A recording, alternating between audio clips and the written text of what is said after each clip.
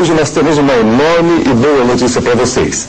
Depois de todo aquele trabalho para montar e explicar o que era cada uma das características, hoje nós vamos dizer para vocês que, no momento em que a sociedade feudal estava pronta, imediatamente ela também estava superada. Quer dizer mais ou menos o seguinte: no momento em que você tem uma série de problemas para os quais você busca resposta, no momento em que você encontra essa resposta, obviamente você superou o problema e, claro, a tua resposta também já está ultrapassada. É o que acontece com a sociedade feudal. Por que a sociedade feudal apareceu? Para dar resposta àquele conjunto de ataques, invasões, medo, tensão, insegurança, pelos quais a Europa centro-ocidental passava. Agora, a sociedade feudal deu a resposta a isso e, claro, no momento em que ela dá a resposta, ela está pronta e, ao mesmo tempo que ela está pronta, ela está superada. Visto isso, nós então vamos perceber o seguinte: superada, a sociedade feudal começa a sofrer uma série de transformações. Por exemplo, ela conseguiu deter o ataque dos húngaros eslavos, já está conseguindo expulsar o muçulmano lá da Península Ibérica, já segurou também os ataques dos normandos, dos vikings ali no norte. E graças a isso, com um menor número de ataques, de invasões, de perigos, afinal de contas, a população europeia começa a crescer. No momento em que a população europeia começa a crescer, gera-se um problema. O problema de como alimentar essa população. Você lembra? A economia feudal é uma economia autárquica, voltada para o consumo, de tecnologia rudimentar e baixa produtividade. Com o crescimento da população, óbvio, você vai ter que aumentar a produção. Até hoje, ainda se discute o que apareceu primeiro, o ovo ou a galinha. A mesma coisa aqui. O que veio antes? O aumento da produção ou o aumento da população? Essa é uma pergunta que ainda não tem resposta. Mas mesmo não tendo resposta, fica para nós o seguinte raciocínio: a população cresce e vai tentar produzir mais. Como produzir mais? Melhorando a tecnologia. Um conjunto de inovações técnicas começa a chegar à Europa, como, por exemplo, uma mudança de atrelagem no cavalo.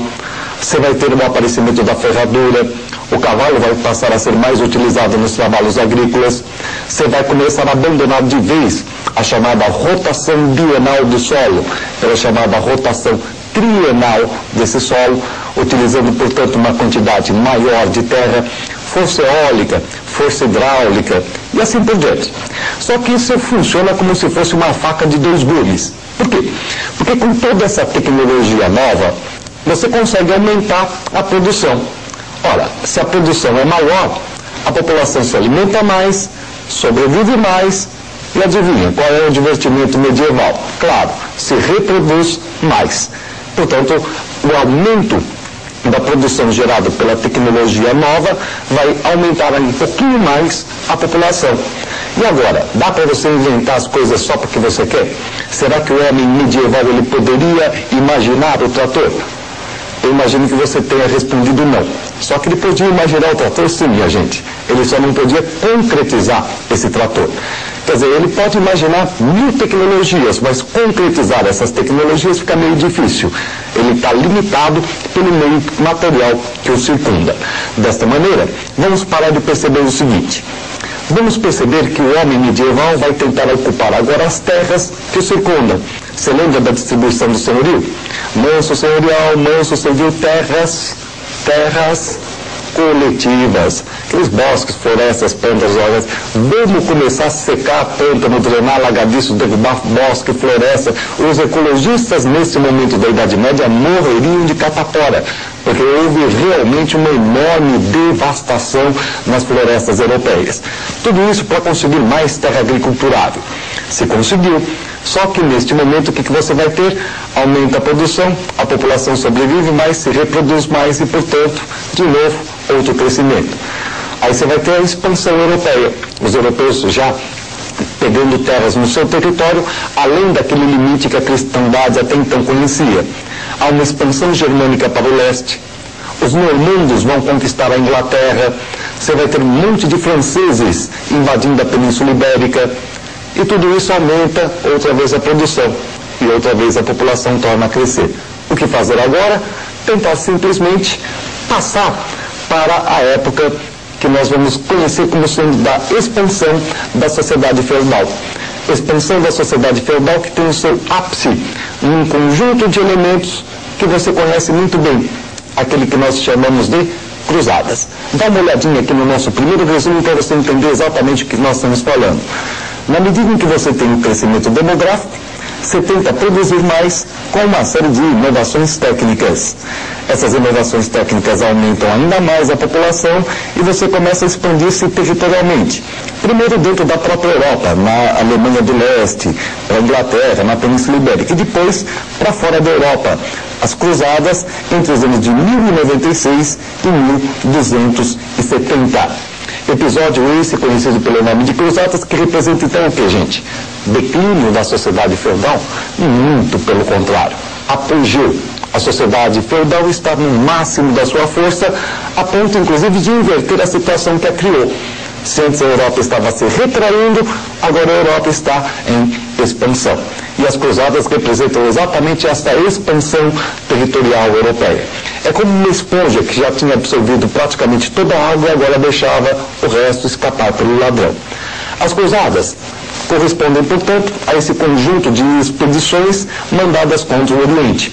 Vamos dar uma olhadinha aqui no mapa para que você possa entender exatamente aquilo que nós estamos querendo dizer para vocês. Veja só, de repente, você tem aqui uma série de elementos dentro da Europa. Aqui, no Oriente, você tem o Império Bizantino. Aqui, no norte da África, um pedaço aqui da Península Ibérica, os muçulmanos. E aqui, na Europa centro-ocidental, justamente aquilo que nós chamamos de cristandade. Você pode observar esta faixa aqui, de cor incerta entre os cristãos e os muçulmanos, que é a área da chamada Guerra de Reconquista. Repare a divisão como era. O cristianismo romano, pertencente e obediente, portanto, à Igreja Católica Apostólica Romana, cristianismo ortodoxo da Igreja Bizantina, pertencente ao Patriarca de Constantinopla, e os muçulmanos dominando, portanto, o norte da África e a região aqui sul da Península Ibérica. Há também alguns pontos muçulmanos nesta área aqui, sul da Itália, que vão ser colocados para fora através de uma expansão normanda. Algumas cruzadas vão ter uma série de caminhos diferentes. Vejam vocês, por exemplo, uma primeira cruzada que sai da França e vem aqui para a região da Palestina. Uma outra que vai ter a participação de diversos reis, a terceira, onde você nota inclusive aqui, ponto de partida, Ricardo Coração de Leão, da Inglaterra. Todas elas passando aqui pela região do Império Bizantino e chegando aqui até esta área que é justamente a Palestina, onde está a cidade santa de Jerusalém. Numa destas cruzadas, aquela que é a quarta, conhecida inclusive pelo nome de comercial, olha o caminho que eles fizeram. Eles vieram para cá e acabaram atacando a própria cidade de Constantinopla, acabaram dominando durante um certo tempo o Império Bizantino. Agora, existiram outras cruzadas? Claro, existiram outras cruzadas que são de menor importância que essas que nós podemos observar aqui. Só que, em função disto tudo, nós vamos reparar que o homem medieval vai começar a criar hábitos diferentes. Experimenta um dia chegar em casa e fritar um bife sem tempero nenhum. Experimenta comer este bife sem tempero nenhum. Maravilha, esse é aquele sabor horroroso, aquele sabor medonho. Aí, passa no dia seguinte um bifinho com apenas um pouquinho de sal e um pouquinho de óleo. E você já vai parecer, aquele alimento vai te parecer uma verdadeira ambrosia, um néctar, uma verdadeira comida de deuses. Olha, enquanto você não conhecia sal, óleo, uma série de condimentos, você não se dava por falta deles. Você podia até passar mal, mas você não sabia que passava mal. Acontece que quando o homem foi até a Palestina, lá ele entrou em contato com drogas, ele entrou em contato com porcelana, pimenta, canela, uma série de coisas que estavam tremendo barato. Quando eles voltaram para o ocidente europeu, claro, eles quiseram continuar com todas essas coisas. E é justamente em função destas novas necessidades de consumo que você tem a reabertura do Mediterrâneo. Dá uma olhadinha aqui no nosso resumo e você vai entender o que nós estamos querendo dizer para vocês. Graças à nova necessidade de consumo da Europa centro-ocidental, o Mediterrâneo vai ser outra vez articulado pelos cristãos. Você tem uma reabertura do Mediterrâneo cujo principal sintoma, cuja principal consequência imediata é um fortalecimento da atividade comercial no Ocidente Europeu, aquilo que nós chamamos de renascimento do comércio. E o que marca esse renascimento comercial? Alguns indivíduos, aos quais nós damos o nome de mercadores esses que vão percorrer diversos caminhos dentro da Europa, entre o norte da Itália e o norte da Europa, caminhos pelos quais eles vão montando, muitas vezes, aquilo que nós chamamos de feiras. Essas feiras medievais, elas traziam mercadorias do mundo inteiro até então conhecido. E isso, claro, trazia uma série de problemas para a troca da mercadoria por aquele cara que estava a fim de comprá-la. Como assim? É que a moeda europeia é uma moeda fraca. E o indivíduo não está a fim de trocar mercadoria por mercadoria. Ele quer alguma coisa que tenha valor tanto no ocidente da Europa quanto lá na Palestina, de onde vem a maior parte delas. Portanto, você reincentiva a moeda. Junto com a moeda, você vai ter outra vez os instrumentos de crédito das instituições bancárias. E o comércio se sofistica. Dá uma olhadinha aqui para você perceber o que acaba acontecendo com esse comércio a partir dos mercadores e das feiras. Olha só, de repente, você tem a montagem de associações que tentam monopolizar áreas comerciais de cidades. São as chamadas guildas. O que é uma guilda? Associação Municipal de Mercadores que procuram monopolizar a área de comércio da sua cidade. E você também tem as ranças. Ranças correspondem a associações intermunicipais de mercadores que procuram dominar uma área de comércio bem mais ampla, bem maior.